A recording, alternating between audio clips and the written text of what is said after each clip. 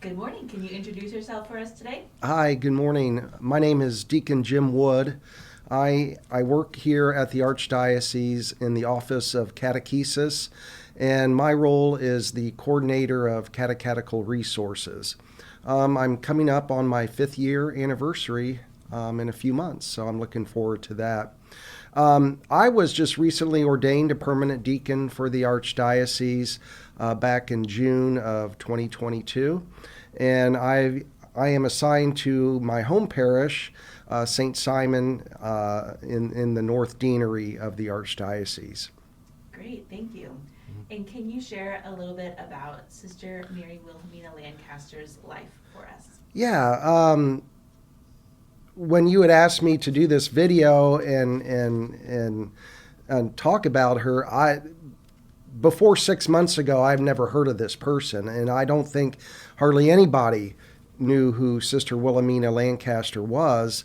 But she has an interesting story, an interesting life.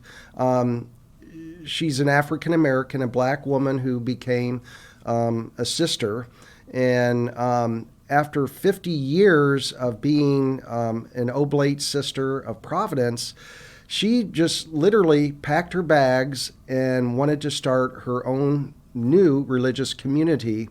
And the reason really, for her words, might be selfish, but she wanted to get back to the roots of what it meant to be a religious sister. That is, the wearing of a habit and going to traditional Latin Mass and singing the Psalms and Gregorian chant in Latin, and that was her passion. So I went and did some research on her and found out she was born in 1924 in Baltimore, Maryland. And at an early age, she told her folks that she wanted to be a nun. And there was the Oblate Sisters of Providence in Baltimore. And this was one of, from what I understand, one or two religious orders for women that allowed African American and Hispanics. Most of the religious communities, even back 50, 60 years ago, were kind of segregated. And she probably would not have been able to join just any other religious community.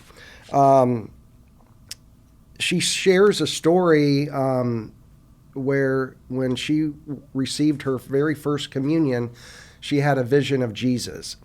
And in the vision, Jesus asked her, "Will you be mine?"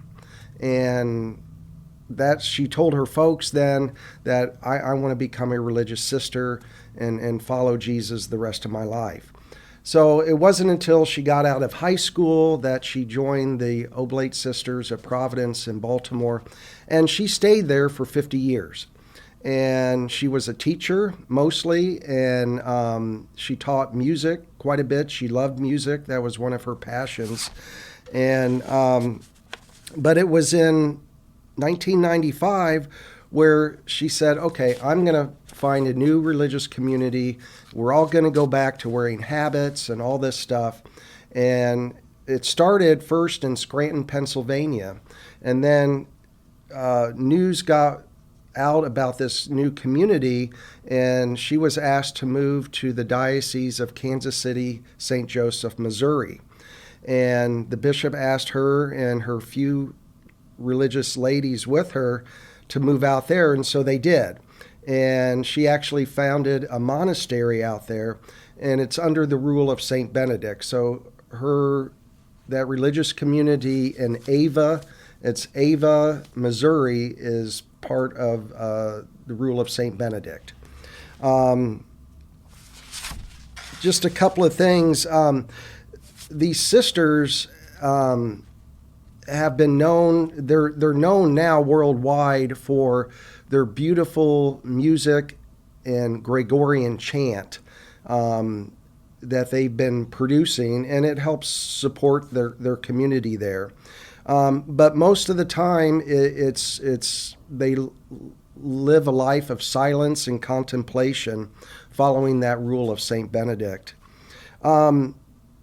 So what's interesting about Sister Wilhelmina is, not only did she leave a religious order after 50 years to find a new order, but and then with this new order, she was only with them less than 15 years before she died, and she died in 2019, and so she was immediately buried in the community's cemetery.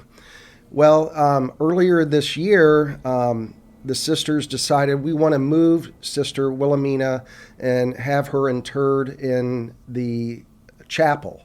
So when they exhumed her body and lifted the coffin out of the grave, they noticed that the lid to the coffin had caved in, which would be natural. It had caved in, and dirt would naturally have started flowing inside this wooden coffin. Well, they lifted it out, took the lid off, and to everyone's surprise, her body was nearly incorrupt. That means she had not decomposed. There was some small decomposition on her hands, I think is what the report said, but her black and white habit, which should have disintegrated after 4 years, was completely intact. And even the fact that the lid of the coffin had split and caved in with dirt, another reason why her body should not have been, incorrupt. So this happened back in early spring of 2023 when they exhumed her body. And now this has led to thousands of people heading to this small rural community in Ava, Missouri, on pilgrimage to visit Sister Wilhelmina. And they had her body laid out in the open in their chapel. So for the first couple of months, pilgrims could actually walk by and actually physically touch her habit or her hand.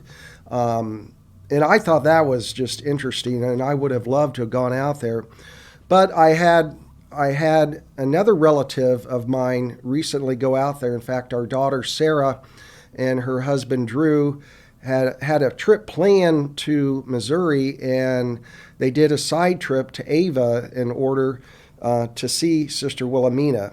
By then, this is in July of this year, they have enclosed her body in a glass coffin in the chapel so people can see it. And to this day, they're still getting pilgrims coming to see Sister Wilhelmina and venerate her and pray and ask for her intercession. Like I said, she had a great devotion not only to Jesus, but to the Blessed Virgin Mary. She loved the traditional Latin Mass and Gregorian chant. From what I understand, she had a beautiful singing voice as well. And I'm just I'm sorry, I'm looking at a few notes.